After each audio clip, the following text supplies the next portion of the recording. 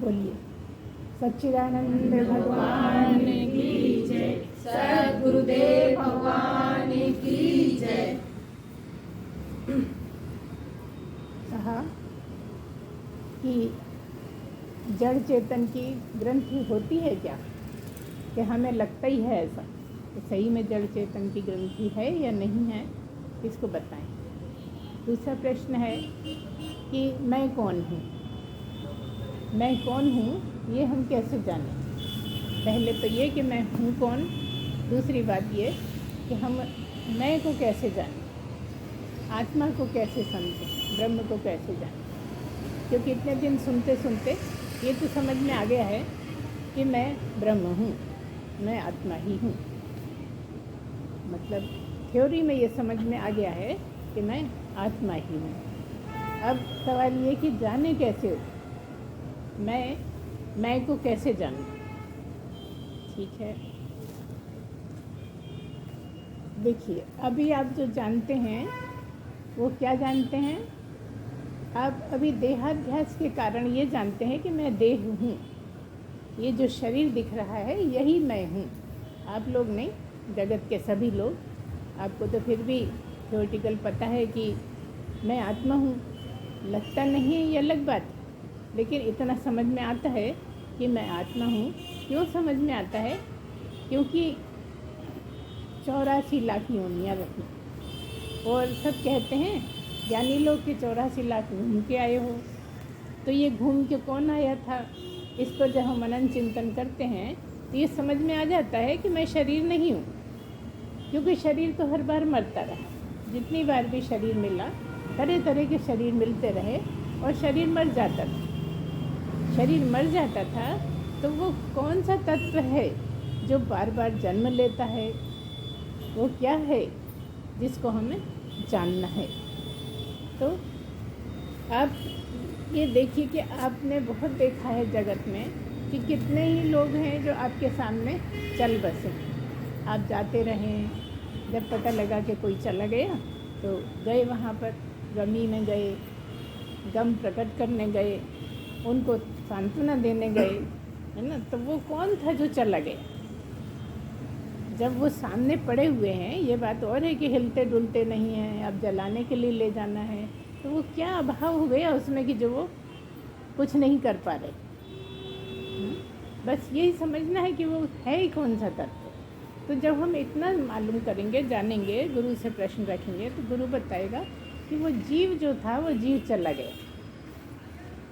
कौन चला गया, जो जीव था, इसमें रहता था, वो चला गया।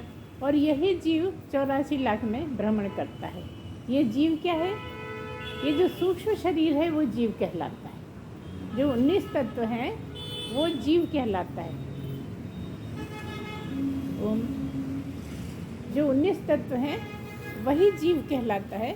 और ये जगह जगह जहाँ भी जाता है वहाँ स्थापित होकर नए शरीर में, और सब अपने कर्म काटने के लिए वहाँ पे उसको जाना पड़ता है। कर्म करते रहते हैं, हर जीवन में कर्म करते रहते हैं। हर जीवन में चाहे कोई भी योनि रही हो, वहाँ पे कर्म कटते तो हैं लेकिन कर्म बनते नहीं हैं। जीव के मनुष्य जन्म को छोड़ के बाकी सब योनियों में कर्म बनते नहीं हैं। तो कर्म कब बनते हैं जो हम काटना पड़ता है। कर्म केवल मनुष्य जन्म में ही बनते हैं। मनुष्य जन्म में बनते भी हैं और कटते भी हैं, काटे भी जाते हैं। अगर आपको समझ में आए कि कैसे काटने हैं तो आप बहुत तेज़ी से काट सकते हो। लेकिन आप नहीं समझते, जहाँ दुख पड़ता है तो बस परेशान होने लगते हो, कुछ भी आड़ा टेढ़ा बोलने लगते हो, दूसरों को परेशान करने लगते हो। इसी के कारण फिर से कर्म बन जाते हैं। अगर आपको पहले से पता हो कि हमें बड़ी शांतिपूर्वक इस जीवन को निकालना है, अगर कोई हमें कुछ कहता है, कुछ आड़ा टेढ़ा बोलता है, इसका मतलब ये है कि हमारा कुछ पड़ा हुआ है जो वो बोल के उसको काट देगा। समझना बात क्या कह रहे हैं। हम ये कह रहे हैं कि अगर कोई ऐसा आड़ा टेढ़ा बोलता है तो आपको ये समझ में आना चाहिए कि कुछ मेरा ऐसा कर्म होगा जो इसने बोल के मुझे मेरा कर्म उतार दिया। तो मतलब क्या हुआ कि वो धन्यवाद देने लायक हो गया। लेकिन हम करते क्या हैं, अहंकार के कारण हम सहन नहीं कर पाते। तितिक्षा की कमाई हमने नहीं करी है। तितिक्षा का क्या मतलब है? सहन शक्ति बढ़ाना। सहन शक्ति अगर बढ़ जाए तो हम सुनने के लायक हो जाएं, लेकिन सहन शक्ति बढ़ती नहीं है। जरा हमें कोई भी बात हुई कि बुरी लग जाती, कुछ भी होता है बुरा लग जाता है। किसी ने थोड़ी ऐसी वैसी हरकत करी तो बुरा लग जाता है, और उसके कारण हम बहुत कुछ बोल जाते हैं। तो जो बोल जाते हैं वही कर्मों में परिवर्तित हो जाते हैं। वो हमारे कर्म काटने के लिए ड्यू हो जाते हैं, रखा जाते हैं। तो जब तो वो क्रियमाण थे, जिस टाइम पे बन रहे थे तब क्रियमाण थे, लेकिन वो जो आपकी संचित पेटी रखी है, कर्मों के इकट्ठे रखे हैं कर्म, उसमें जाके वो रख जाते हैं। अब वो समय समय पर करते रहेंगे। कब? 84 लाख योनियों में। क्या है? मनुष्य में काटने में और 84 लाख योनियों में काटने में क्या अंतर है? एक कर्म एक जन्म, एक कर्म एक योनि। मतलब एक कर्म को काटने के लिए आप एक जन्म लेंगे और मरेंगे, फिर दूसरे कर्म के लिए दूसरी जगह जाएंगे, वहाँ पैदा होंगे, वहाँ मरेंगे। किसका? मनुष्य को छोड़ के बाकी सब। लेकिन मनुष्य होने का क्या लाभ है? अगर मनुष्य बनते हैं, मनुष्य कब बनेंगे? जब सहन शक्ति आपकी बढ़ेगी थोड़ी बहुत। अभी पहले तो आपकी पता नहीं क्या रही होगी। मनुष्य जन्म में जब आए, जब आपकी सहन शक्ति काफ़ी अच्छी थी। छोटे बच्चे कितना सह लेते हैं, मार भी दो, पिटाई भी कर दो तो भी ऐं पैं करके और फिर चुप हो जाते हैं। जब तक वो गलत बातें नहीं सीखते, गलत कुछ नहीं करते, मतलब उन बहुत कुछ शुद्ध होके आए हैं। लेकिन जब हम जैसी थोड़ी समझ आती है तो मैं हूँ का ध्यान आता है, मैं शरीर ही हूँ इसका ध्यान आता है और बुरा लग जाता है। अब आपको सोचना ये है कि जब मैं शरीर ही हूँ तो शरीर को क्या बुरा लगता है? शरीर तो ऐसे है जैसे सोफ़ा है, कुर्सी है। आप कुर्सी को कुछ बोल के देखो, बुरा लग रहा है क्या उसको? लेकिन आप क्या मानते हो? जब मैं शरीर हूँ तो शरीर को कैसे बुरा लग सकता है? इस तरह भी ठीक नहीं है। और अगर मैं शरीर नहीं आत्मा हूँ तो भी ठीक नहीं है, क्योंकि आत्मा भी करता भरता दोनों नहीं है। न करता है आत्मा, न भोगती है, भोगता है आत्मा। जबकि भोगने वाला कौन है? जिसको लेके आप बुरा मानते हो, इस देह को लेके बुरा मानते हो कि मैं आखिर इतना खास आदमी, मुझे इतना लोग मानते हैं, इतना जानते हैं, मेरा सम्मान करते हैं, उसको तुमने 10 जनों के सामने ऐसा बोल दिया। बस ये चीज़ आपको चुभ जाती है। अब उसने तो एक बात बोली थी, आपके अंदर कितने विचार उठ गए। देखो, हम यहाँ बोलने की बात नहीं कर रहे हैं। बोलने की तो बात ये है कि आवत गाली एक है, उल्टत होए अनेक। कहे कबीर ना उलटिए, रहे एक की एक। क्या मतलब है? उसने तो एक ही बोली थी, एक ही बुरा भला बात करी थी, आपने उसके बदले में कई बातें बोल दी। तो वो तो एक भोगेगा, आप कई भोगोगे। मतलब किसी ने कहा आपका कुछ कर्म कट रहा था, आपने तो कितने ही बढ़ा लिए। हम उसकी बात ही नहीं कर रहे। हम तो ये कह रहे हैं कि आपकी कितनी देर तक विचारों की चेन चलती रही। क्या हम कहने का मतलब है? मतलब ये है कि बोलना नहीं, सोचने तक के भी कर्म बनते हैं। जो आप कई बार परेशान होते हो, आखिर कितने कर्म हैं, कब कटेंगे, कितने तो दिन हो गए, कटते क्यों नहीं हैं? हमने सुना है कि कोई प्राप्त पुरुष अगर सुनाता है, ज्ञानी पुरुष अगर कोई सुनाता है, तो उसके वाणी से ही कर्म कट जाते हैं। तो आखिर ऐसे कैसे कर्म हैं, कितने कर्म हैं जो कटते नहीं हैं? हम ये याद नहीं करते कि हमने नहीं कमाया है, जो कमाई नहीं करी है यहाँ पर, जो हमने अभी चर्चा करी थी आपको, कौन सी कमाई? षट संपत्ति।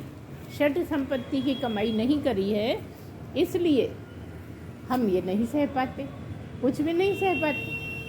और नहीं सहने के कारण आप बरसों सत्संग सुनते रहो, जितने कटते हैं उससे ज़्यादा बन जाते हैं, जितने कटते हैं उससे ज़्यादा बन जाते हैं। औरों की तो बात छोड़ो, सदगुरु भी कह दे कुछ तो बहुत मिर्ची लग जाती है, बहुत बुरा लग जाता है।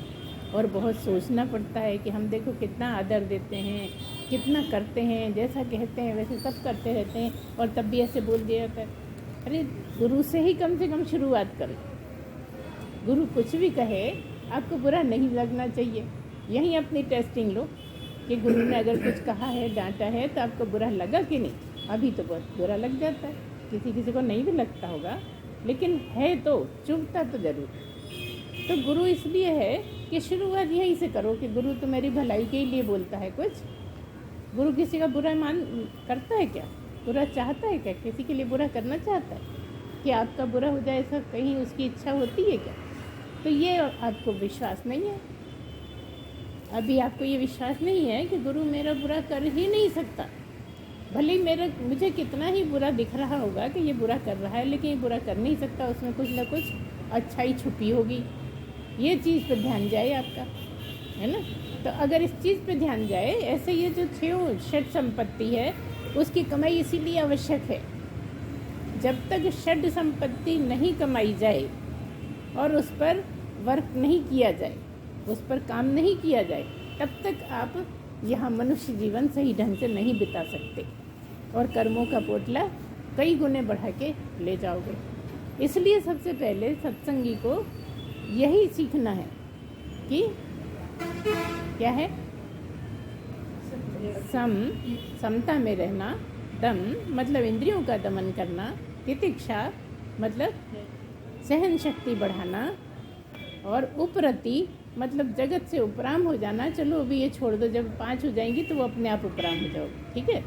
और क्या है, भगवान से प्रेम करना, ये तो कर सकते हो। जगत से उपराम नहीं हो रहे, ठीक है, लेकिन भगवान से प्रेम करने में क्या तकलीफ? क्योंकि भगवान दिखता ही नहीं है, हमें लगता ही नहीं है भगवान है। आपके ही रूप में भगवान बैठा है हर शरीर में, जिसका जो शरीर है उसी के रूप में वो बैठा हुआ है। वो कैसे बैठा है? वो स्वरूप है और आपका रूप दिखता है। अगर जीते जी आपका काम हो जाए तो वही भगवान का रूप हो जाएगा जो आपका है, समझ लीजिए। अभी वो जो आपका रूप कहलाता है वो परमात्मा का रूप हो जाता है, और जब तक नहीं है, जब तक स्वरूप है। जो आपका स्वरूप है वो परमात्मा का ही स्वरूप है, और आपका दिखने वाला रूप है। जो दिखने वाला है वो रूप है। तो इस तरह से हम क्या बोल रहे हैं आपको कि 6 तरह की संपत्ति। क्या बोला अभी आपको कि उपरति के बाद श्रद्धा, और श्रद्धा के बाद समाधान। ये 6 कमाई इतनी ज़्यादा करनी है कि आप में सहन शक्ति बढ़ जाए, बुरा नहीं लगे, आपको शांति लगे कहीं ना कहीं। उन सब की प्रैक्टिकल करना है। घर से ही शुरू करो। और कहाँ से शुरू करो? जो आपको सबसे बड़ा दुश्मन लगता हो। कौन होएगा दुश्मन, बताओ? आप कहोगे नहीं, पति का भी दुश्मन होता है, पत्नी क्या दुश्मन होती है, लेकिन सबसे ज़्यादा तो वही कर्म बन जाता। अभी पति पत्नी बन के क्यों आए? क्योंकि वो इतने कर्म पड़े हैं कि वो काटना है। आए थे काटने के लिए, लेकिन और 10 गुने बढ़ा लिए, है ना। अगर आप अगर जनरली क्या होता है, भगवान इस तरह का बनाते हैं कि एक नरम है एक गरम है। ऐसा आपको बहुत ही मुश्किल से कोई मिलेगा जहाँ दोनों गरम हैं, और दोनों गरम होंगे तो नहीं रहेंगे साथ में। हर जगह ऐसा है कि एक सहन शक्ति वाला है और एक नहीं सहन शक्ति, उसे बिल्कुल सहन ही नहीं होता। तो जो सहन नहीं होता उसके तो कर्म बनते चले जाते हैं, और जो सहन करता है वो परमात्मा तक भी पहुंच सकता है। मतलब क्या कि अगर वो सहन करता है तो उसे और बढ़ाना है, और बढ़ाना है। सहन शक्ति को इतना ज़्यादा चरम सीमा पे ले जाना है कि आहत ना हो। कई बार ऐसा होता है कि आपको कोई बोलता दिख सकता है, लेकिन वो अंदर से कुछ भी नहीं फर्क पड़ रहा। जैसे कोई ज्ञानी पुरुष है, वो कितना भी बोलेगा उसको अंदर भी कोई टच नहीं करती बात, ना उसको अपमान लगता है, क्योंकि उसने अहंकार को काट लिया है। लगता होगा, हमें नहीं पता, लेकिन हमने जितना समझा है हमें यही समझ में आता है कि अहंकार को भी चोट नहीं लगती, कोई तकलीफ भी नहीं होती। एकदम दिमागी आता है, बोल रहा है तो अपने मुंह से बोल रहा है, हमारा क्या जा रहा है।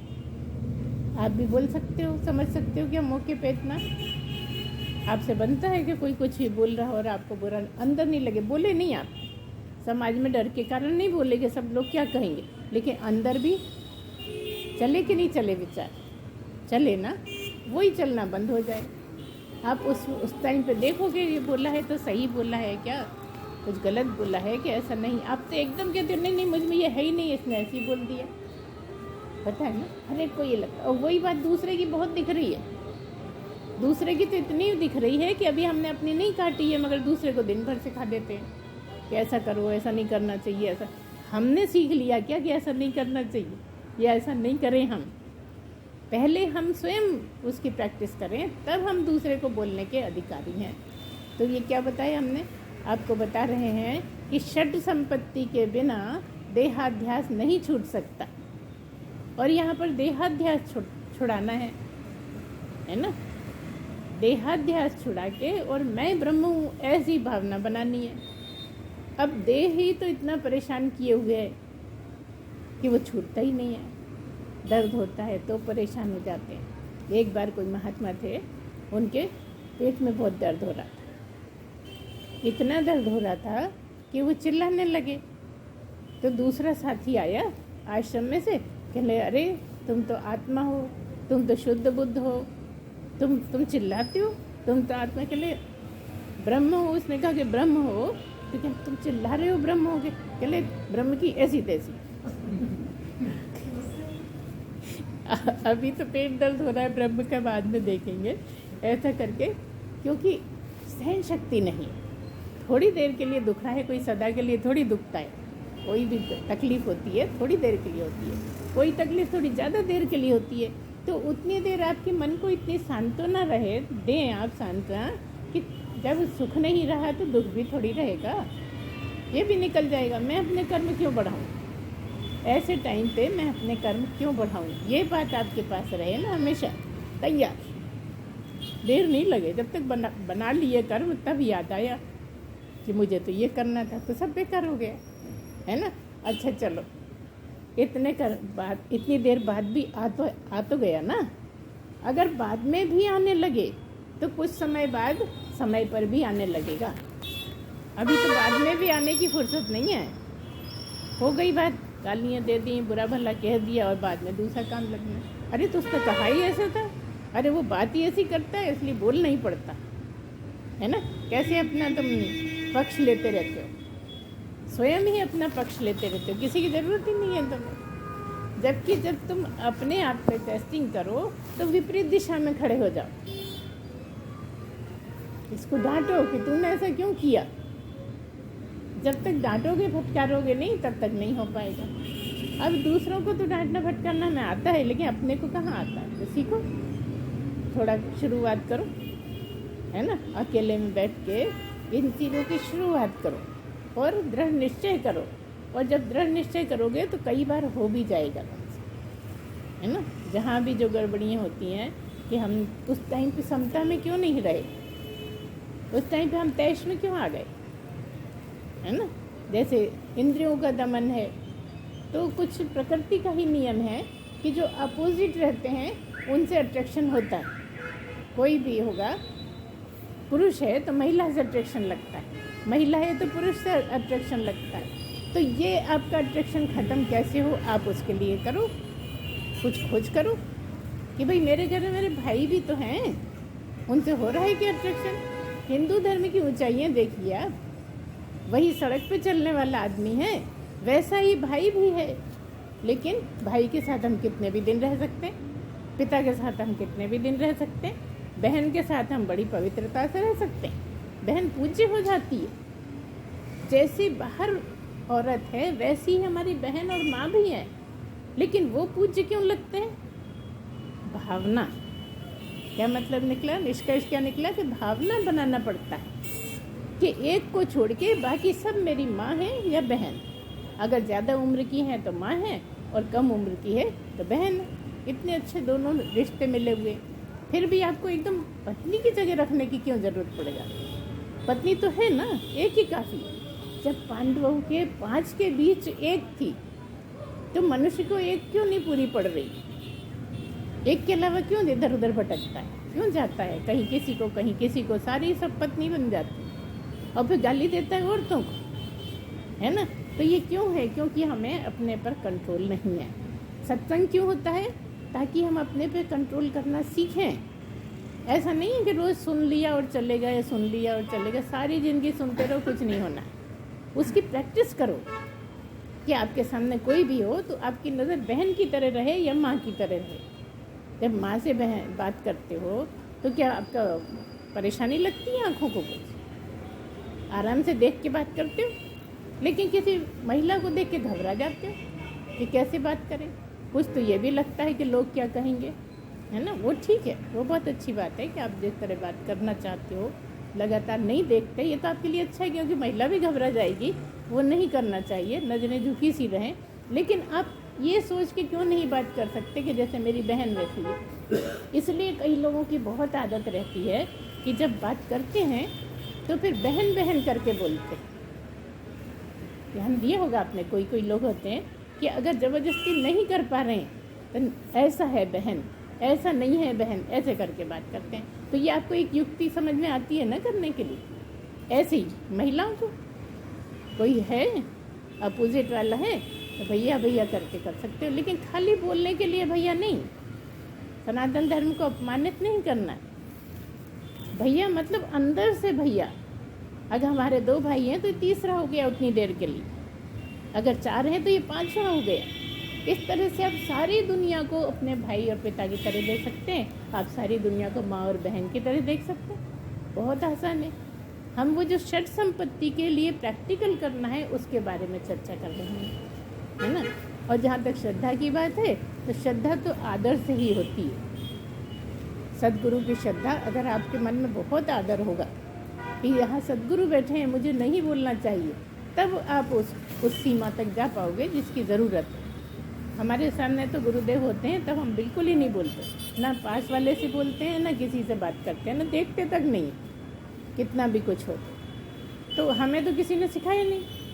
अब हो सकता है पिछले जन्म में सीख के आए हों, ये भी हो सकता है कि पिछले जन्म में ही सीख के आए और हमसे बड़े हमारे 3 भाई थे। हमारे यहाँ का ये नियम था कि कभी पलट के जवाब देंगे ही नहीं, चाहे वो मार दें, पीट दें, कुछ भी करें, कभी हम लोगों ने जवाब नहीं दिया किसी को। इसलिए हमारे पूरे परिवार में बहुत ज़्यादा रिस्पेक्ट का माहौल रहता है, इसलिए लड़ाइयाँ भी कम होती हैं। लड़ाई तो जब होती है ना, बड़े भाई ने कुछ कहा और छोटे ने झट से जवाब दे दिया, बस हो गया युद्ध शुरू। और फिर किस सीमा तक जाएगा कुछ नहीं कहा जा सकता। तो ये परिवारों का भी रहता है, आप भी अपने घर में लागू करोगे तो अच्छा है बच्चों के लिए। लेकिन पहले स्वयं करो, प्रैक्टिस करो, प्रैक्टिकल बार बार सबके लिए करो, तब आप कर सकते हो। क्यों कर सकते हो? क्योंकि आप कोई घोड़े नहीं हो, आप कोई गधे नहीं हो, आप कोई कौवा नहीं हो, है ना। आप क्या हो? आप मनुष्य हो, देहधारी मनुष्य की देह आपको मिली है भगवान की कृपा से। और इसमें ऐसी बुद्धि है जो सब कुछ कर सकती है।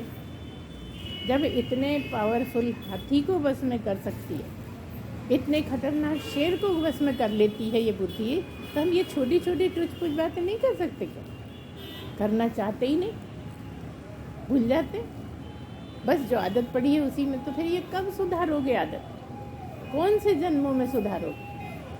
अगर मनुष्य जन्म में नहीं सुधार पाए तो कौन सा जन्म है जहाँ जाके सीख पाओगे? बताओ। मिट्टू के में सिखा दिया वो, रटता रहा वो, है ना।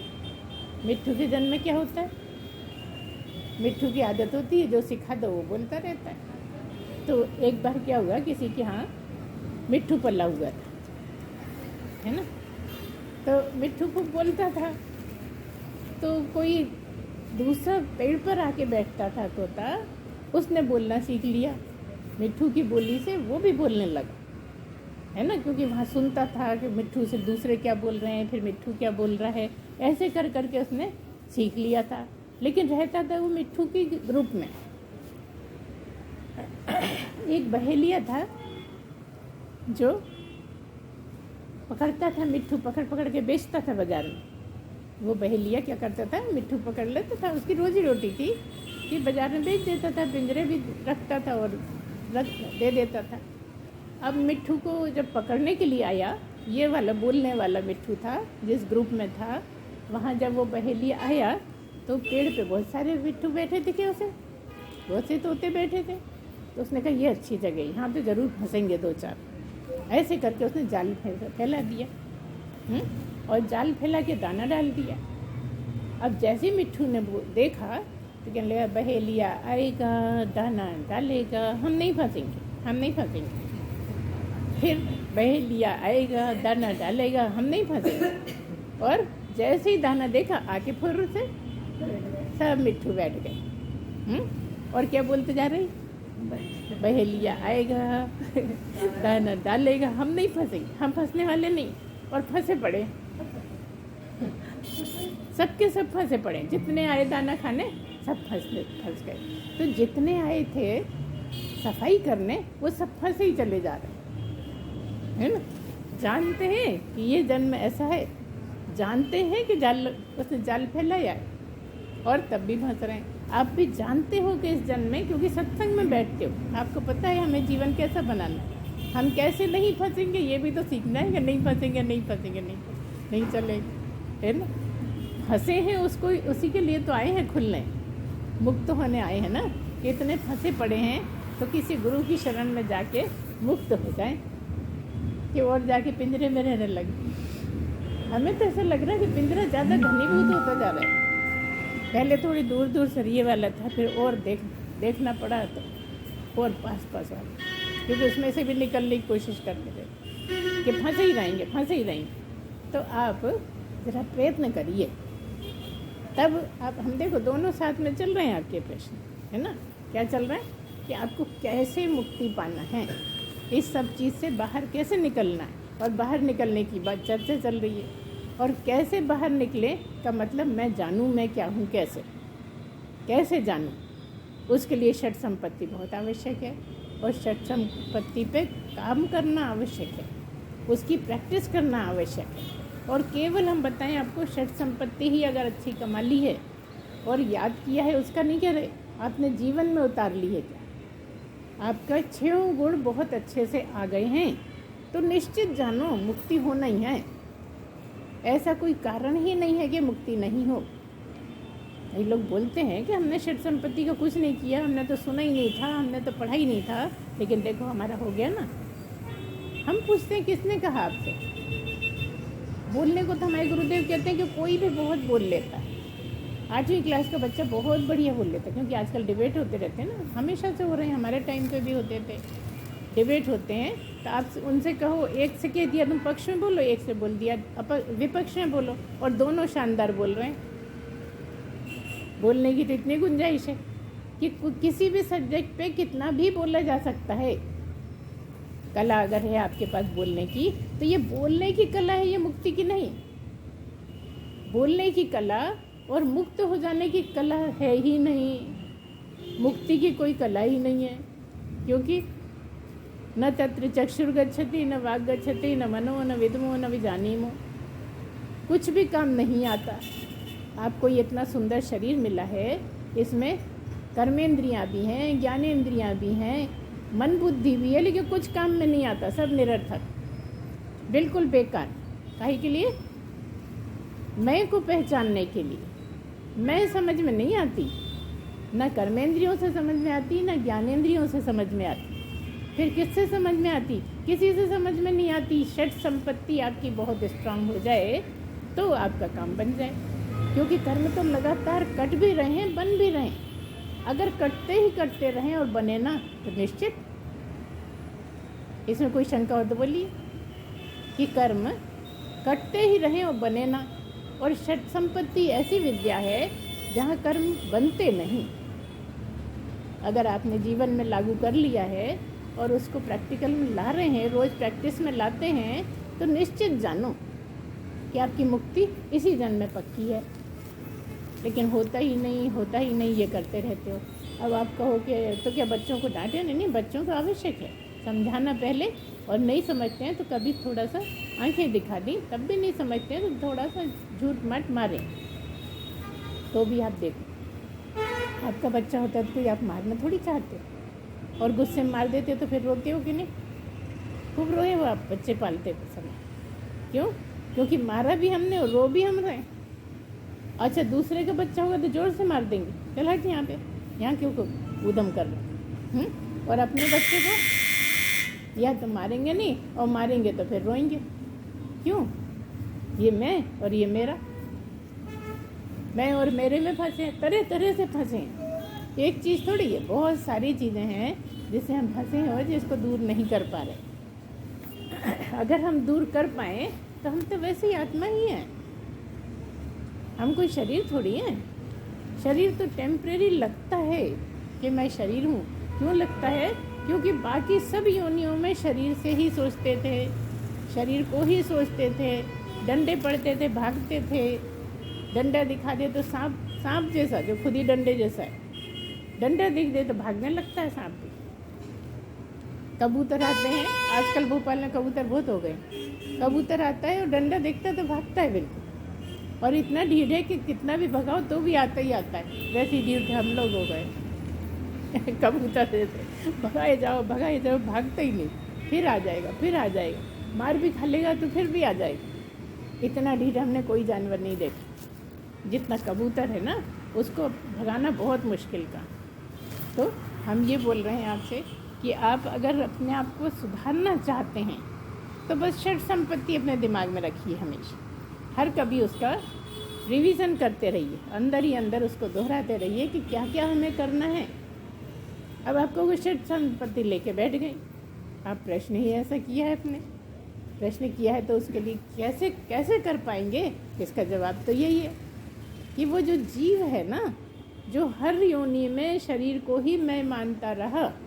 देखो अभी सूक्ष्म शरीर में शरीर नहीं है, सूक्ष्म शरीर है, लेकिन सूक्ष्म शरीर को कोई डंडा मार नहीं सकता है ना, कारण शरीर को भी नहीं मार सकता और सूक्ष्म को भी नहीं मार सकता। तो डंडे किसको पड़ते हैं? स्थूल शरीर को पड़ते हैं ना। तो जब स्थूल शरीर जब धारण किया तब आपको ये लगा कि मेरा शरीर है ना। तो वो जो अभ्यास है ना 84 लाख -1 का, 84 लाख में मनुष्य जन्म को छोड़ के बाकी जो जन्म थे उसमें इतना अभ्यास हो गया था मैं शरीर हूँ करके कि यहाँ जाता ही नहीं। अब हमारी बुद्धि बहुत हाई स्टैंडर्ड, लेकिन हमारे दिमाग में ये बैठती ही नहीं बात कि मैं शरीर नहीं हूँ, मैं तो आत्मा ही हूँ। कितना ही समझ लें कि मैं आत्मा नहीं हूँ, लेकिन समझ में ही नहीं आता, क्योंकि देहाध्यास इतना गहरा हो गया है कि वो चाहता नहीं। और वो जो दूसरे जन्मों में गए थे उनकी भी आदतें इतनी हमने ग्रहण कर रखी हैं कि मनुष्य जन्म की मनुष्यता तो है नहीं और दूसरों की है, जिसके लिए हम सुनाया करते हैं आप कपड़े वाली बात। अब उसको हम नहीं दोहराएंगे यहाँ पे कि वो कपड़ा डाल दिया और उसने कहा कि अच्छा मैंने देखा कि तुम तो गधे हो, तो उसने कह दिया मैंने देखा तुम तो कुत्ता हो, है ना, सबको याद आ गया, इसलिए हम ज़्यादा नहीं करेंगे। तो इस तरह से जो आपकी आदतें हैं ना, वही आपको ये बताती हैं कि आप मनुष्य नहीं हो।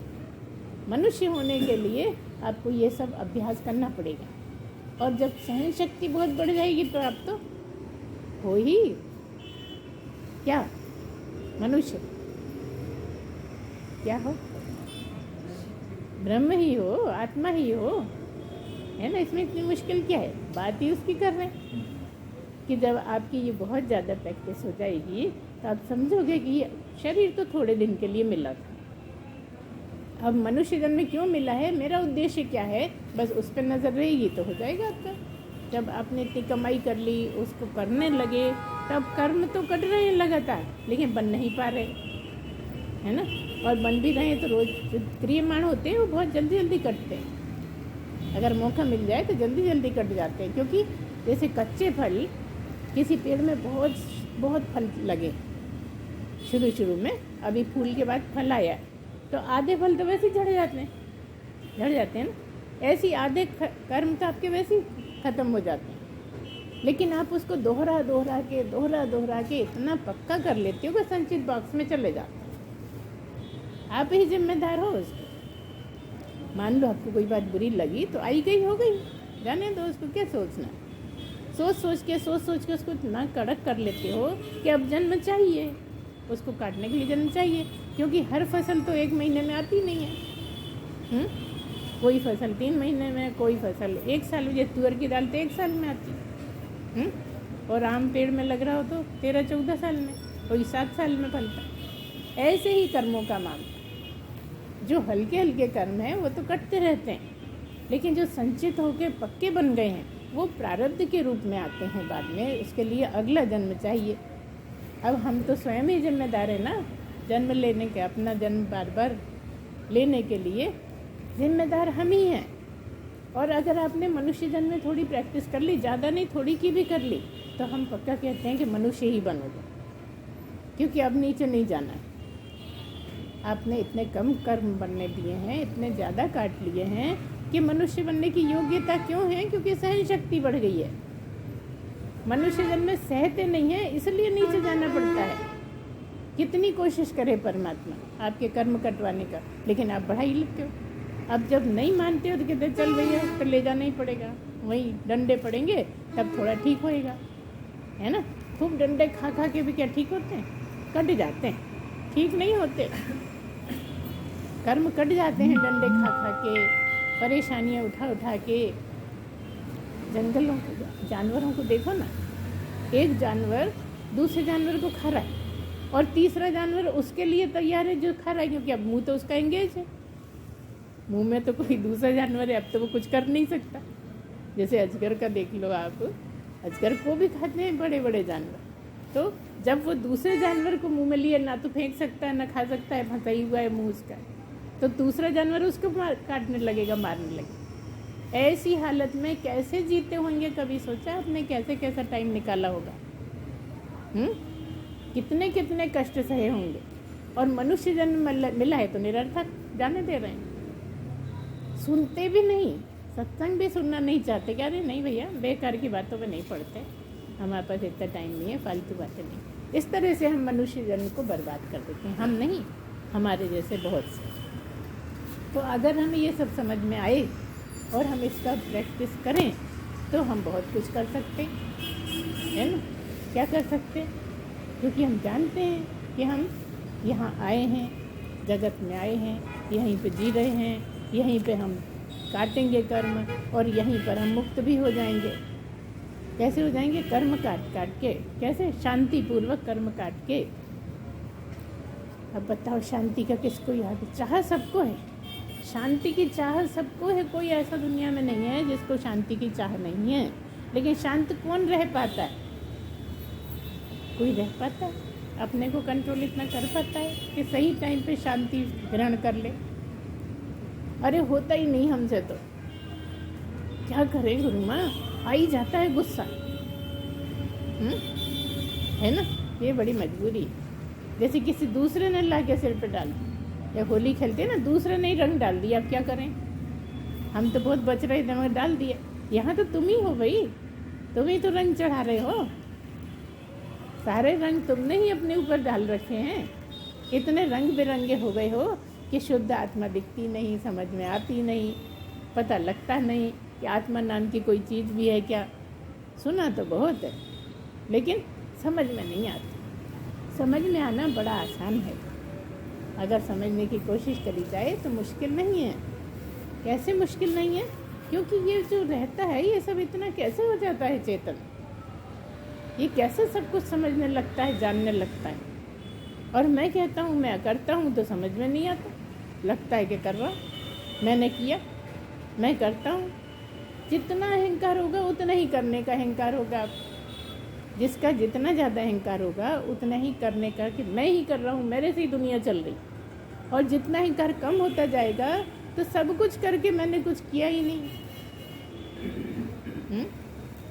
लगती है सही बात कि नहीं? सोचो समझो, मनन चिंतन करो तो समझ में आता है ना। मनन चिंतन करने से भी बहुत कर्म कटते हैं, क्योंकि ज्ञान के जो वाक्य हैं गुरु के, वो जब आप मनन चिंतन करोगे तो बिल्कुल कटेंगे कर्म। लेकिन हमें फुर्सत ही नहीं है। कैसे कहें कि फुर्सत नहीं है? कौन है ऐसा कि थोड़ी देर भी नहीं बैठता होगा? कौन है ऐसा जो बिल्कुल कभी उसको मौका ही नहीं मिलता होगा? 24 घंटे तो कोई भी नहीं। अच्छा चलो नहीं फुर्सत मिली, सोने तो जाते हो ना, तो क्या खड़े होकर आंखें बंद कर लेते हो, सो जाते हो लेटते? जाते हो, लेटते हो, कुछ देर तो टाइम निकलता होगा ना। उस टाइम मनन चिंतन क्यों नहीं? जब सोने जाते हो मनन चिंतन क्यों नहीं? अच्छा, लेटरिन में नहीं करना चाहिए मनन चिंतन, है ना, गंदी जगह। जैसे एक ग्रुप है ना, वो कहता है कि नहीं लेटरिन में नहीं होती आत्मा। इतनी गंदी बात करते हो। लेटरिन में कोई आत्मा होती तो काहे से बनी? यही तो बहुत मुश्किल हो जाती है लोगों को। अरे कितनी गंदी बात करते हैं, कहते हैं लेटरिन आत्मा। अरे कोई चीज़ है ही नहीं यहाँ पे, जो है सब आत्मा ही है। आपकी दृष्टि का फेर है। अगर आप ठीक से समझते हो तो भगवान भी आत्मा ही है, मूर्ति भी आत्मा ही है, माला भी आत्मा ही है, और जो कुछ है सब आत्मा ही है। गारा मिट्टी है, गोबर है, पक्षी है, सब आत्मा है। तो फिर लेटरिन ही क्यों नहीं होगी? लेटरिन किसी और से बनी क्या है? सोच के देखिए, लेटरिन के कहीं और दूसरे जगत में है, किसी में, तो यहाँ तो जो भी है सब वही है। अच्छा तो क्या करें? अच्छी चीज़ है? नहीं, अच्छी नहीं है, पवित्रता की दृष्टि से बहुत गंदी। लेकिन समझने की ये बात है कि कोई भी चीज़ ऐसी नहीं है जो ब्रह्म को छोड़कर हो पाए, है ना। और उसी को कहते हैं जड़ चेतन ही ग्रंथि पड़ गई। ये जीव के लिए कहा है। जड़ चेतन की ग्रंथि कहाँ पड़ी है? जीव के लिए, और पड़ी है नहीं। कैसे पड़ गई है? कि लगता है, बस लगता ही है। कैसा लगता है? कि मैं शरीर हूँ। आप चेतन हो तो आप ये समझ बैठे हो कि मैं शरीर हूँ, बस यही ग्रंथि है। और जब आप शरीर हो तो फिर शरीर कहता है कि मैं ब्रह्म हूँ। शरीर ब्रह्म हो सकता है? अभी आपने कहा कि सब कुछ ब्रह्म है, और अब कहती हो कि शरीर हो सकता है? नहीं, समझने की पॉइंट यही सब कि जो दिखता है वो होकर दिखता है, और आत्मा दिखती नहीं, ब्रह्म दिखता नहीं, है ना। जीव का शरीर है, स्थूल शरीर, तो वो तो दिखता है, लेकिन सूक्ष्म शरीर तक नहीं दिखता। ब्रह्म कहाँ से दिखेगा? क्योंकि इंद्रियों से सूक्ष्म, कर्मेंद्रियों से सूक्ष्म ज्ञानेंद्रियाँ, ज्ञानेंद्रियों से सूक्ष्म मन, और मन से सूक्ष्म बुद्धि, और बुद्धि से भी बहुत बहुत बहुत ज़्यादा सूक्ष्म आत्मा है जो दिखती नहीं। उसके बीच में आप चाहो तो आसमान को कह दो। आसमान ही जब नहीं दिख रहा तो आसमान से भी, आकाश से भी बहुत ज़्यादा सूक्ष्म आत्मा है। आसमान तो नहीं दिखता ना, आसमान होता ही नहीं है। आसमान होता ही नहीं है। आसमान किसको बोलते हैं? खाली जगह को आकाश बोला जाता है। जो भी खाली जगह है उसको आकाश बोला जाता है। लेकिन तब भी आप देखो तालाब में नीला नीला आकाश दिख रहा है, दिख रहा है ना? दिखता नहीं है तब भी दिख रहा है। ऐसे ही वहम है। और जो सब जगह दिख रहा है वो दिखता नहीं है। अच्छा, पलक झपकने में दिखता है क्या? नहीं। तुम्हारे अंदर कौन बैठा है? कोई तुम्हारी तरफ देख रहा है तो दिखता है कि नहीं कि कोई है जो तुम देख रहा है? नहीं, वो तो ये शरीर देख रहा है। अगर वो नहीं हो तो शरीर देख सकता है?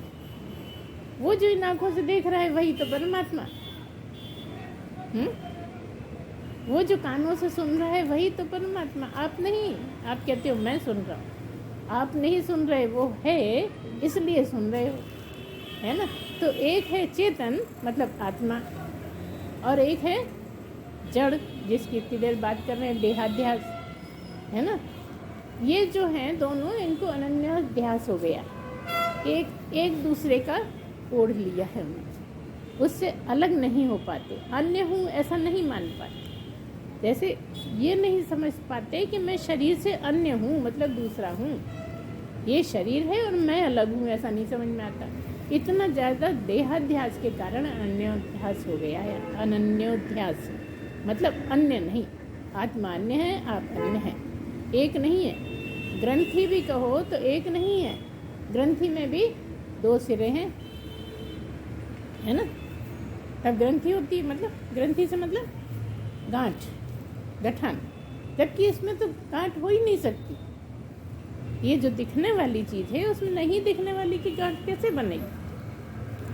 दोनों चीज़ें दिखने की हो तो भी मान लो भाई कि हो गया। यहाँ तो मिक्सचर भी नहीं है।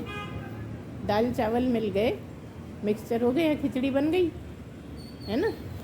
लेकिन आत्मा और शरीर की कोई खिचड़ी नहीं।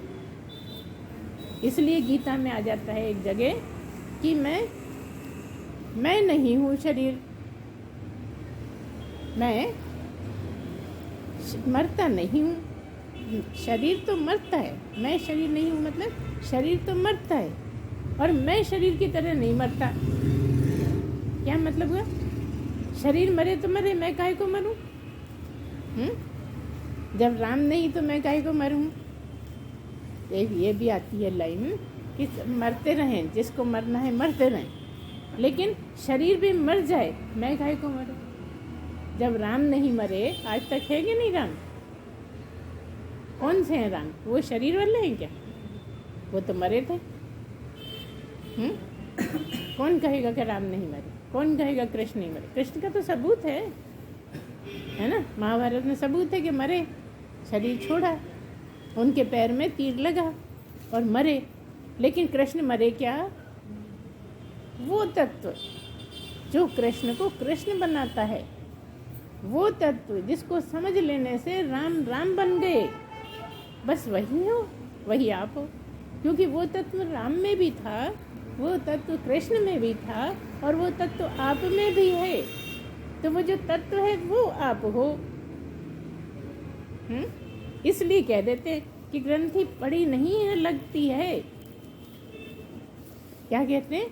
जड़ चेतन ही ग्रंथि पड़ी गई, यद्यपि मृषा छूटत कठिनाई।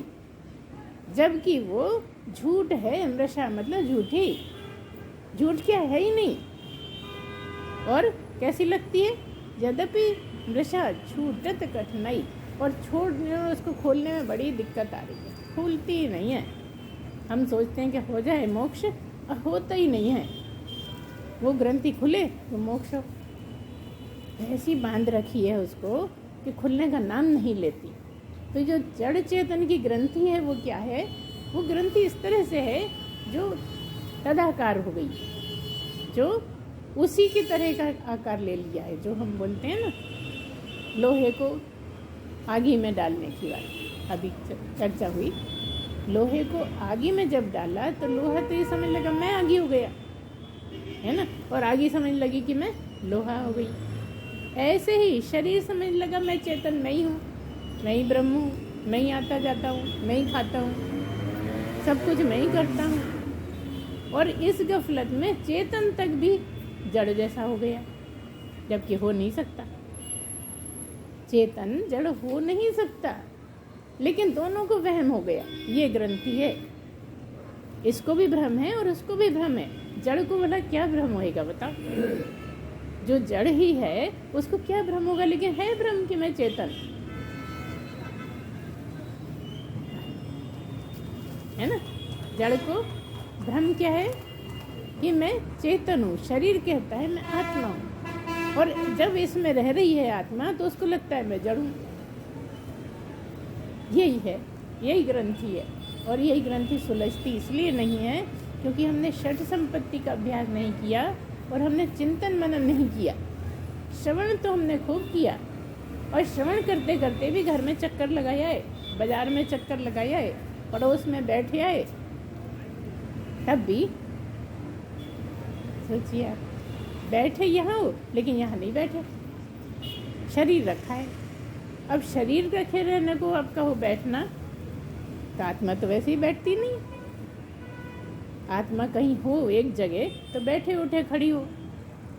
जो सब जगह है, जो व्यापक है, जिसकी कहीं कोई कमी नहीं है, वो तुम हो।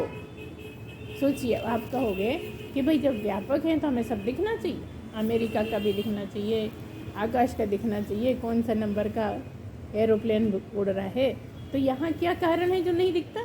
क्योंकि जो आपके पास अंतःकरण है वो सीमित है। आत्मा तो व्यापक है, लेकिन अंतःकरण जहाँ है वहीं की बात समझ में आएगी। यहाँ अंतःकरण है तो यहाँ सब समझ में आ रहा है, दिख रहा है, महसूस हो रहा है, सब हो रहा है। और आप सब जगह हो, क्योंकि आत्मा करता नहीं, भरता नहीं, कुछ उसमें करने का है नहीं। आत्मा सिर्फ आत्मा है, ब्रह्म केवल आत्मा है, इसलिए उसमें कुछ मालूम होने की बात ही नहीं। यहाँ पर भी, दुनिया में भी ब्रह्म थोड़ी कुछ कर रहा है, ब्रह्म कुछ भी नहीं करता, ब्रह्म बस होता है। ब्रह्म के होने से सब कुछ होता है, इसका हम अलग से अंतर नहीं कर पाते। सब सोचते हैं वही देख रहा है, वही सब कर रहा है। नहीं, तुम ही देख रहे हो। तुम कितनी बार लड़ लेते हो, मुझे पता है मेरा, मैं जो जानता हूँ मेरे बारे में कोई नहीं जानता, ये क्यों कहते हो? क्योंकि वही तुम देख रहे हो और तुम्हें ही तुम्हारे बारे में प्राइवेट बातें पता। तुम कहते हो वो देख रहा हो, अरे तुम स्वयं ही देख रहे हो, तुम्हें ही दंड देना है अपने आप को। तो तुम इतने मूर्ख क्यों बने हो कि अपने आप को दंड देने की तैयारी करते रहते हो? विश्वास हो रहा है कि नहीं? बहुत सुना है, लेकिन वो हर बार अलग अलग तरह से निकलता है ना। तो उसमें ये स्पष्ट होता है कि आप ही करता हो, आप ही भरता हो, और आप जब तक शरीर हो तब तक भरता हो। अगर आत्मा हो तो कर्तापन है नहीं उसमें। जब कर्तापन नहीं है तो क्यों भरोगे, क्यों भोगोगे? भोगना इसलिए है कि करने वाला कर्ता दिखता भी यही है। ब्रह्म तो दिखता ही नहीं, तो कर्ता कहाँ से दिखेगा? हाँ, माया है। इसीलिए जो माया उपाधि से है जीव, माया उपाधि से अगर जीव नहीं, माया उपाधि से अगर ब्रह्म है तो वो ईश्वर कहलाता है। क्या?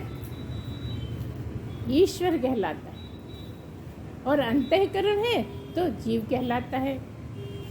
ईश्वर में और जीव में क्या अंतर है? जीव में अंतःकरण होने के कारण वो जीव है, ब्रह्म में अंतःकरण है नहीं। ब्रह्म अगर माया उपाधि से है तो ईश्वर है, तो ईश्वर ही सब कुछ करता है, ब्रह्म कुछ नहीं करता। जो रचयिता है, जिसने बनाया है जगत को, वो ईश्वर है। जीव तो करता रहता है। कौन? शरीर। जीव कैसे करता है? ना तो शरीर कुछ कर सकता है, ना आत्मा कुछ कर सकती है। जीव में क्या है? एक शरीर है, मतलब 19 तत्व शरीर के ही है ना।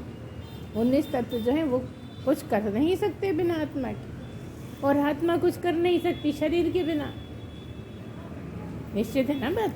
जब ब्रह्म करता ही नहीं तो ब्रह्म कैसे करेगा? ब्रह्म को भी शरीर चाहिए तब करेगा। तो जहाँ ब्रह्म भी है, शरीर भी है, वहाँ कर्ता भोगता है, और जहाँ अकेला ब्रह्म है वहाँ कुछ होता नहीं। और जीव है तो अंतःकरण के बिना कर नहीं सकता। सोते में क्या स्थिति रहती? ये ब्रह्म है, ब्रह्म ही तुम हो, सोते में ब्रह्म ही हो, लेकिन अंतःकरण नहीं है तो मालूम नहीं। नहीं तो ज्ञानी हो गए, सुबह ज्ञानी होकर उठ गए। हर दिन सोते हो लेकिन ज्ञानी नहीं हो पाते। क्यों नहीं हो पाते? क्योंकि सो रहा है अंतःकरण। जो काम करने वाला है, जो जानने वाला है, जो सोचने समझने वाला है, वो सो गया। बुद्धि करती है ना, निर्णय लेती है। मन को अच्छा बुरा लगता है, करूँ नहीं करूँ, संकल्प विकल्प करता रहता है मन, है ना। तो संकल्प विकल्प करने वाला भी सो गया, और जो निर्णय ले रही है वो भी सो गया, और जिसको बुरा लगता है, अच्छा लगता है, अहंकार, वो भी सो गया, और जो बॉक्स भरा रखा है आपका चित्त, वो भी सो गया। अब पता कैसे चलेगा? इस तरह से आप जीव हो क्योंकि आपका अंतःकरण है। इसलिए अगर अंतःकरण की बात करें तो समझो जीव की ही बात हो रही है। ब्रह्म में कोई अंतःकरण नहीं, क्योंकि ब्रह्म को अंतःकरण की जरूरत ही नहीं है। अंतःकरण कब रहा?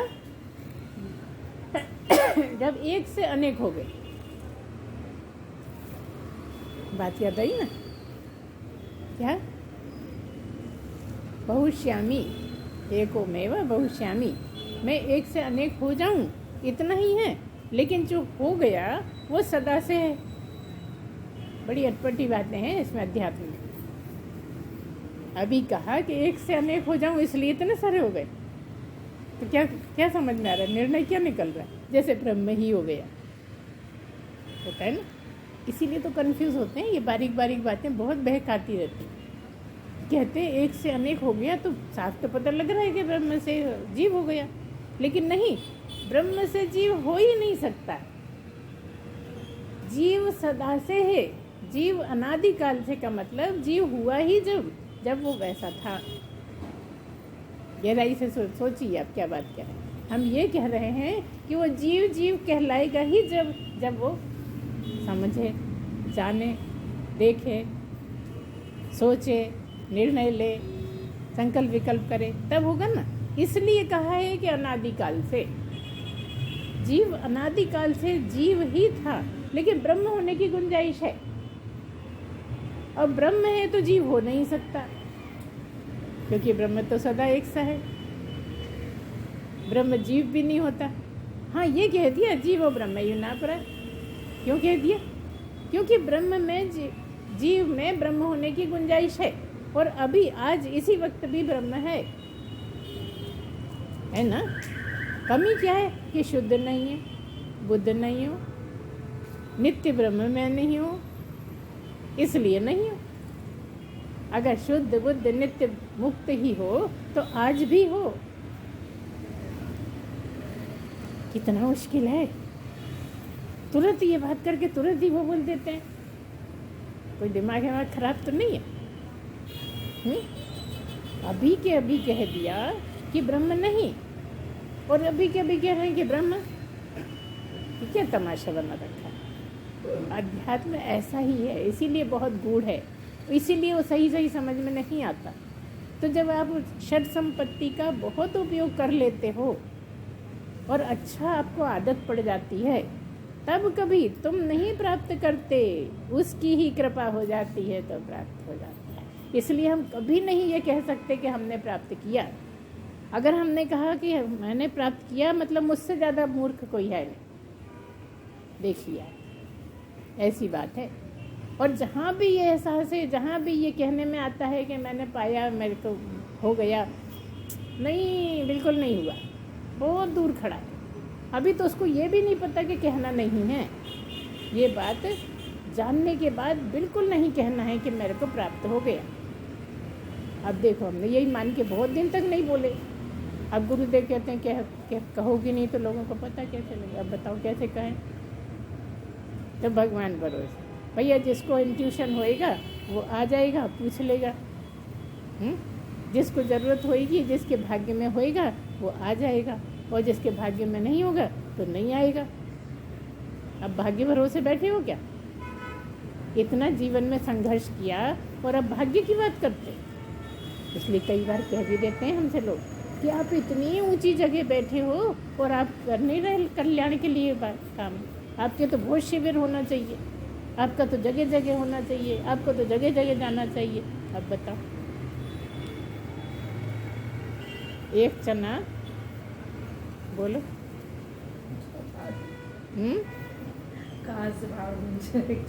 एक चना बाहर नहीं भूनता है ना, उसके लिए बहुत सारे चाहिए, तब चना फूटता है। वो तो जल जाएगा बिल्कुल। रेत में एक चने को डाल दोगे तो राख हो जाएगा, इतनी गर्म होती है। तो इस तरह से जैसा है, हम बिल्कुल तैयार हैं, एवर रेडी हैं। आप बस बता दो कि हमें कहाँ आना है, हम बिल्कुल तैयार, जिसका भी हो। हालांकि है नहीं, इस तरह के लोग जुड़े नहीं हैं कि जो बहुत ज़्यादा कर पाएँ, वो एक अलग बात है ना। यहाँ तो बात ये हो रही है कि मैं जीव कैसे हूँ, मैं ब्रह्म कैसे हूँ। अभी मैं ब्रह्म हूँ कि जीव हूँ? मैं हूँ तो ब्रह्म ही, लेकिन क्योंकि जीव भाव में हूँ इसलिए, है ना, अंतःकरण के भाव में हूँ, अंतःकरण के द्वारा मुझे सब पता लगता है, इसलिए मैं ब्रह्म होते हुए भी जीव हूँ।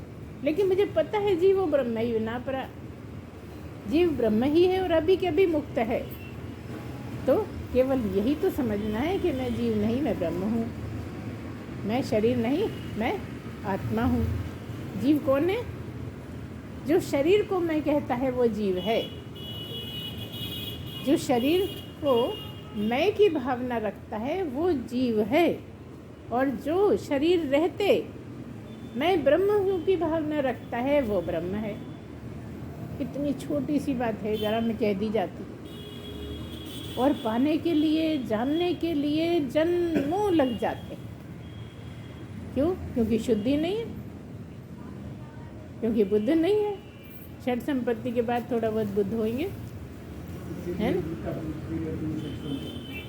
और जिसने ये जान लिया वो जाएगा गहराई, वो मानेगा इसको। नहीं भी सुनी होगी कभी षड संपत्ति का नाम, तो बड़े ध्यान से सुनेगा और तब को पता लगे, निष्कर्ष निकलेगा, हाँ भाई ये बहुत ज़रूरी है। इसलिए हमारे गुरुदेव इसको बहुत इम्पोर्टेंस देते।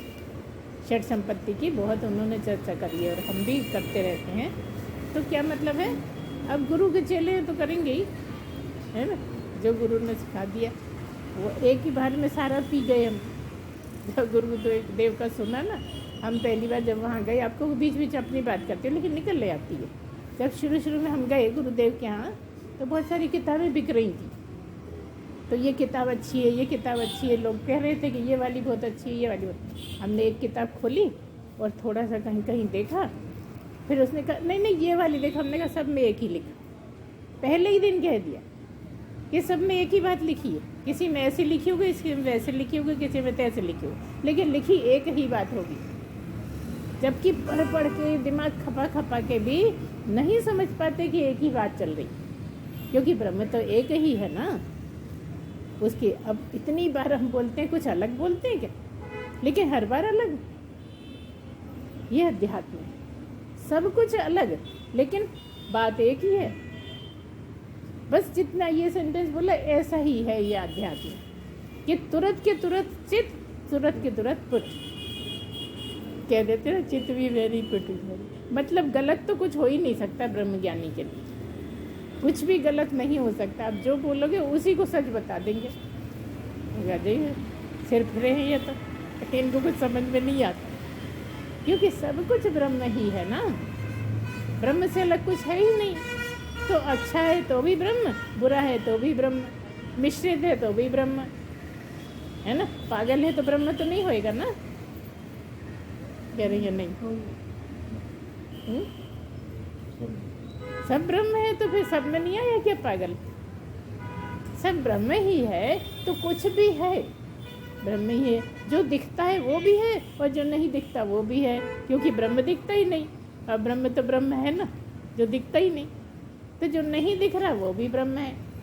सब ब्रह्म है, सब ब्रह्म है, इसलिए कह दिया सब गोविंद है, सब गोविंद है, गोविंद बिन नहीं कोई।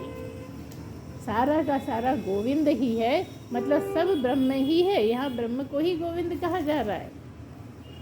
तो क्या होता है, बस यही चलता रहता है, आते हैं करते हैं और चले जाते हैं, आते हैं करते हैं चले जाते हैं। तो कौन जानेगा? यतो वा इमानि भूतानि जायन्ते येन जातानि जीवन्ति यत् प्रयन्ति अभिसंविशन्ति तद ब्रह्म तद विजिज्ञासुः। कह दिया कि सब यहाँ पैदा होते हैं और पैदा हो के जीवन बिताते हैं और जीवन बिता बिता के चले जाते हैं। जिसमें पैदा होते हैं उसी में जीवन बिता देते हैं, उसी में ख़त्म हो जाते हैं। और वो कौन है? वो ब्रह्म ही है। इसको जानना है हमें, उसको जानने की कोशिश करो, उसको जानने में ही सार है। और यही ब्रह्म है जिसमें सब पैदा हो रहे हैं, जिसमें सब पल रहे हैं, जिसमें सब समाप्त हो जाते हैं, बस वही ब्रह्म है। और वे तू है, तू है, तू आप ही हो, ब्रह्म ही है। इसलिए कह दिया सब गोविंद है, सब गोविंद है, गोविंद बिन नहीं कोई। सच्चिदानंद भगवान की जय, सद्गुरुदेव भगवान की जय। ओम पूर्णमदः पूर्णमिदं पूर्णात् पूर्णमुदच्यते पूर्णस्य पूर्णमादाय पूर्णमेवावशिष्यते। ओम शांति शांति शांति। सच्चिदानंद भगवान की जय, सद्गुरुदेव भगवान की जय।